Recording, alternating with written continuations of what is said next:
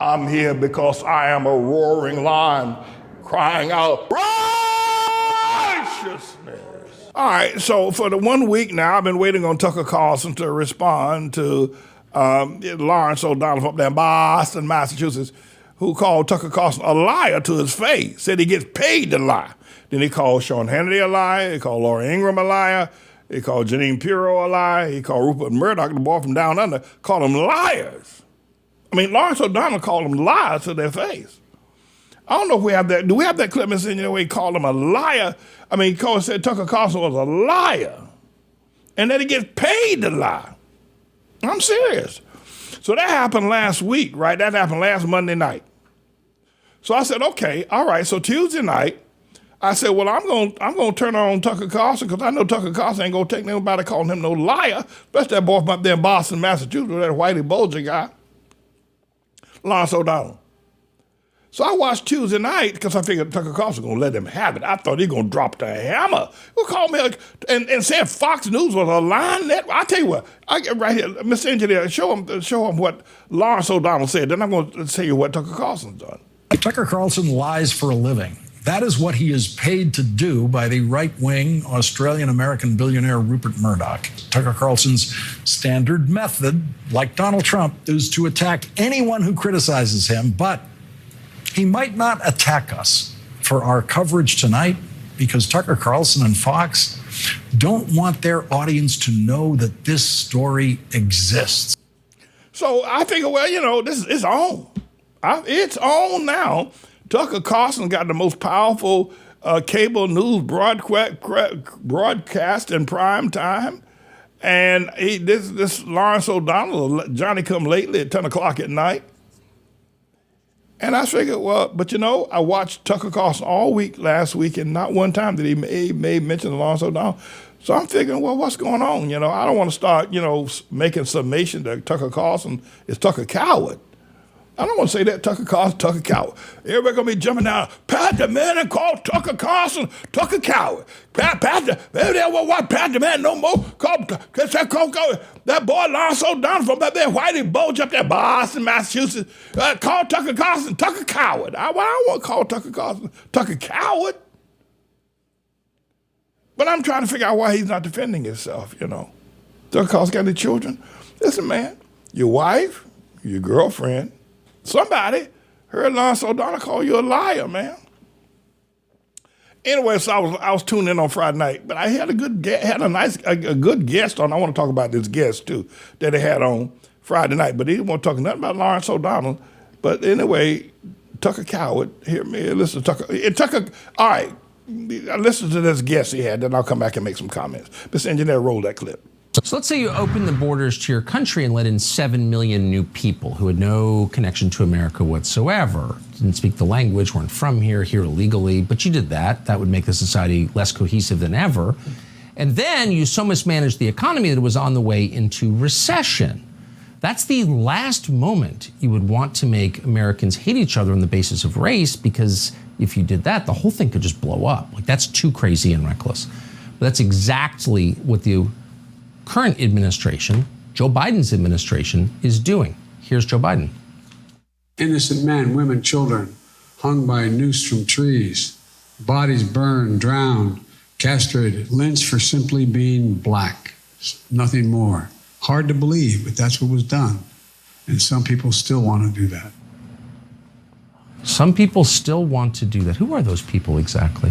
Vince Everett Ellison is producer of Will You Go to Hell for Me, an amazing documentary he has made that we showed you earlier. He joins us tonight. Vince, thanks so much for coming on. Some people still want to do that. Who is the president talking about? Who are these would-be lynchers? He's probably talking about Democrats because they were the ones doing it before. When we look back over history, the Democratic Party were the ones doing Jim Crow that was lynching and killing and castrating black men, and they're still doing it now. You go into any inner city in America, the Democrats run it. I mean, it's a freak show, man.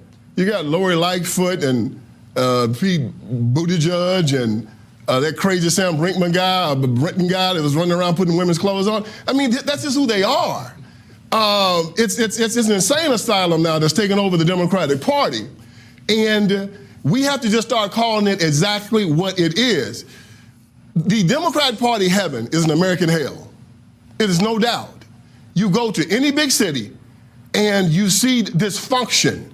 You've seen that they've released this hip hop culture and they've destroyed every institution that protected the children from these bad things. And now the N word, the B word, the W word is being sung by these artists, and they're elevated. They go to the White House in the Super Bowl now. So how can these young men and young women not believe that they're not that? So you got Lori Lightfoot, you got Joe Biden running for re-election. They should be apologizing for ever been in office. They're the worst president and the worst mayor in history. Lori Lightfoot has presided over a dystopia. Every weekend we look at how many children are dying in Chicago. We look at what Joe Biden has done. I mean, what are they going to run on? We want to sexually groom your children. We want to have grown men go to the bathroom with your daughters. We're going to keep your children locked in failing schools. We want to let fentanyl come across the border. That's the only thing they can run on. So what do they say? They hate you because you're black, and we can protect you. Well, look, C.S. Lewis said hell is a choice, and it is. But you can unchoose it. They talk about systemic racism and institutional racism. Well, if it is institutional racism, they are the ones that provide it because they run all the institutions in the black community. They run the schools, they run the churches, they destroyed them all. Yeah, it's institutional racism caused by them. They talk about white privilege. Well, let me tell you something. It is privilege to be white, and it's also a privilege to be black. It's a privilege to me to live in America. It's a privilege to me to be a Christian. And for the Christians in the ghetto, let me tell y'all, you can come above this. You're an heir of Jesus Christ. You're a son of God. Nobody can oppress you. Nobody is better than you. There's no racism that can hold you down. Stand up, look at these people in the eye, and tell them who you are. You are an American. You're strong, you're resilient, and you'll get through this. That's a very brave man. I think his name is Ellison. I will follow up on him, see if I can follow him and find out what he's doing and where he's, manifesting his theses. But obviously a very brave man. But maybe bravery is not the word because it's just the truth. Why you have to be truthful to tell the truth? Why do you have to be brave to tell the truth? But I understand the concept that there is a blockade in the mind of the black people. When they hear a man like that, this man talking, every word he said would show up natural born truth, would qualify to be on a scroll in heaven. What that man said, you can put that on a scroll in heaven, and every last one, not one jot or one tittle of what he said will be rejected by heaven itself. That man just spoke the truth. But, I've been black I've been around black people all my life. And they don't understand it. It's because they're cursed. They are cursed. They don't understand what he is saying about they're their own worst enemies. They create the greatest problem for themselves. They turn these thugs, who's called rappers, and they're always blaming white folk, and then they let these people like Joe Biden and a bunch of other Democrats come and say, we're going to protect you from the other white folk. It's truth and truth and just. And it's very simple. It's not difficult to articulate. I mean, you go to any major city and you can see, as he said, dysfunction. If it's black people in a large part of that city, the city's in trouble. Even Don Lemon said, going back to 2013, even Don Lemon said the same thing I say about black folk. About their own words, said they've never done anything and they don't want to be told to do anything. Don Lemon. So, I sent to, I don't know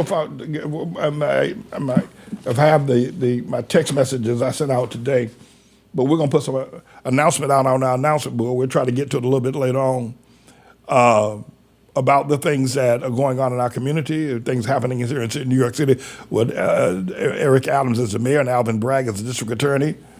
We'll get to that. And put it out on our announcement board. But the thing of it is this is really this issue is a mournful issue. Black people just they cannot see how wretched they are.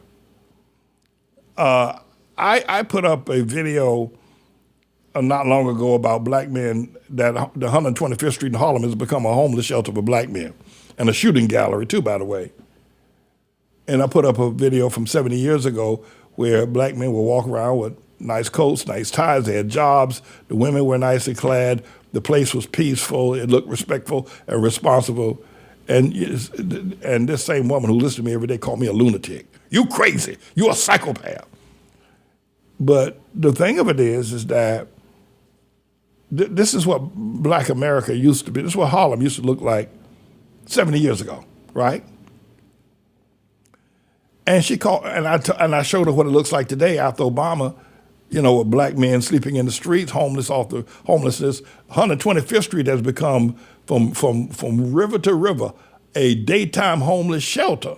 Because everywhere you look, and it's all black people. I have a question. I wonder where are all the white people? Because they bought all these houses, but I don't see them walking around very much anymore. I don't even see them in the restaurants anymore. Where are they? You got 125th Street, they got all these black people named Malcolm X, Frederick Douglass, Adam Clayton Powell, Dr. Martin Luther King Jr. All these streets in the community named after all these black people, right? And I'm telling you, the streets are full of black people, homeless men during the day. And so where are the white folk? Maybe I'm not out. Maybe they come in at 12 o'clock at night when I'm asleep or something. But I don't see them coming leaving in the morning. I don't see them coming. Where are all these white people? Where are they now?